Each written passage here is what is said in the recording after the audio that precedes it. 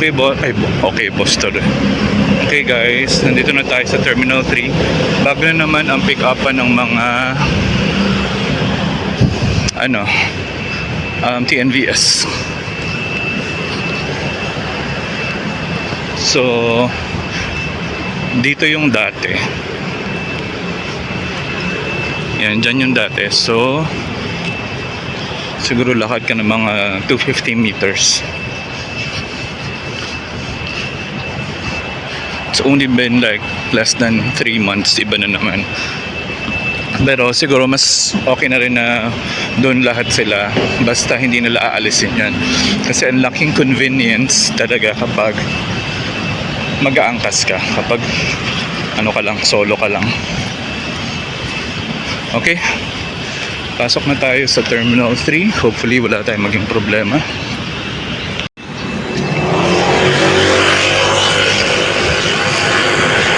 Bale, same thing gagawin natin. Diretso na tayo mag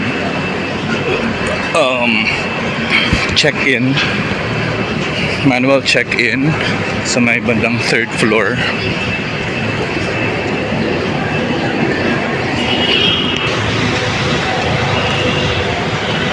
So pag galing ka dun sa drop pa ng motorcycle, dito pa rin sa Bay 14 ang enter. Tapos gate 7 arrival tangkad.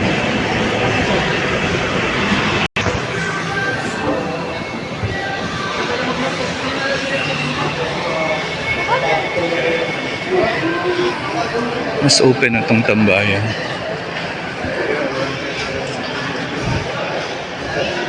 Okay, dami na kaagad tao.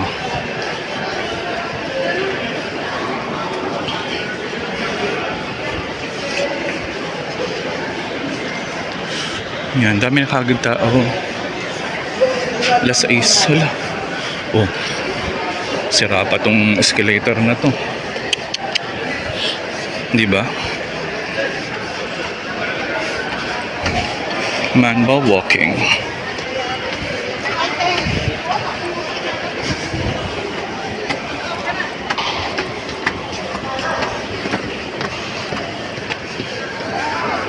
Marugam eh.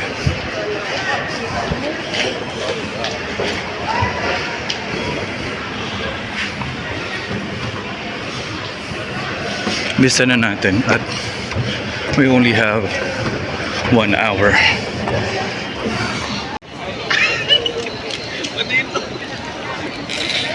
Ano ba? Ano oras na ako lang?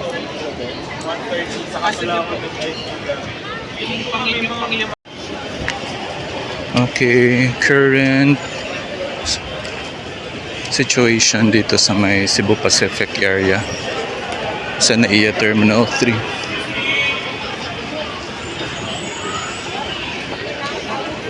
masarap nga paggabi.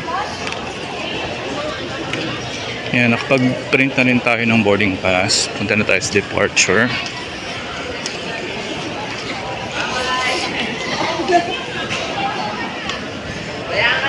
Tingnan lang natin yung mga ibang areas.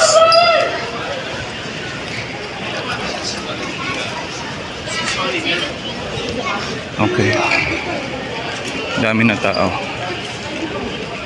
Pero manageable naman. Manageable ba yan?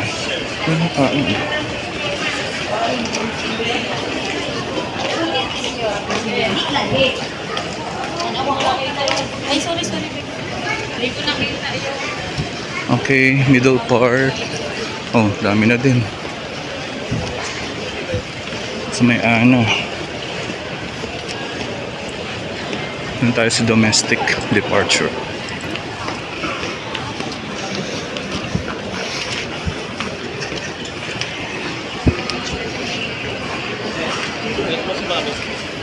ID, prepare ID dito tsaka boarding pass. Alright, thank you Lord. Nakalusot na tayo. Nakapass na tayo sa may departures area. Tapos doon sa scanning. So papunta na tayo sa ating gate.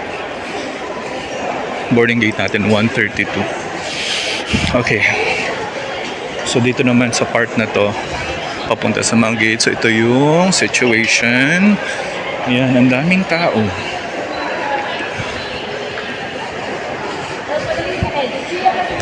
"6:35 ang ating boarding time."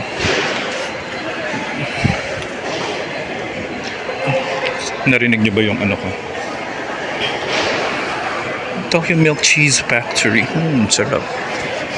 Kaya lang tipid-tipid muna tayo. Tsaka na tayo gagastos. Sa May na.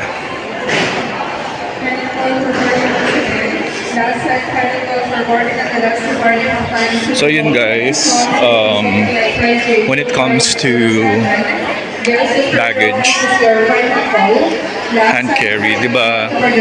Teka lang. Once again, this coordinate 1348 downstairs. So give this close and all aboard, please.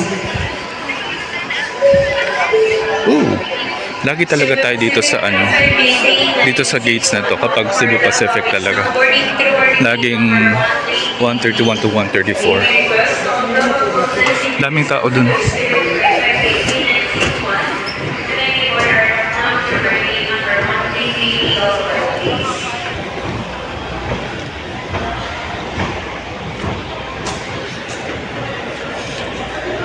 Okay. Ako magbabas na naman tayo. Okay, 132. Okay, situation dito, madami na ding tao.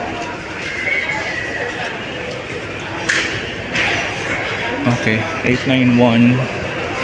Dito ang ating boarding gate. 132.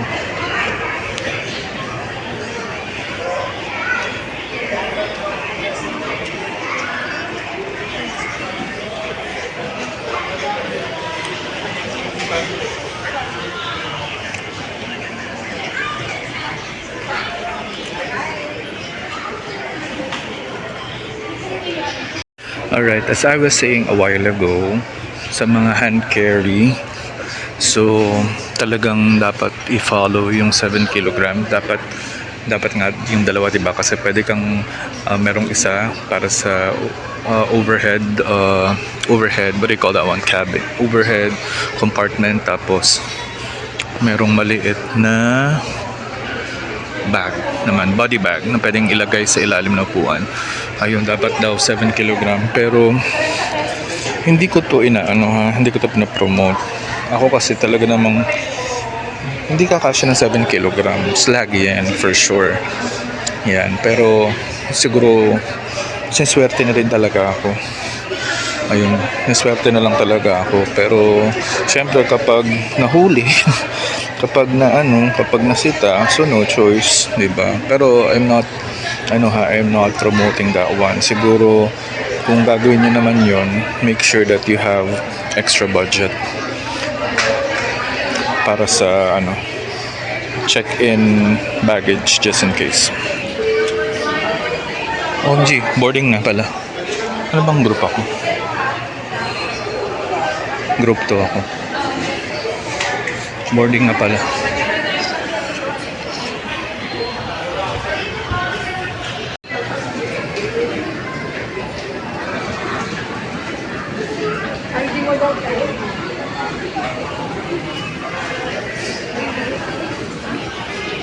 For Katiklan, Boracay.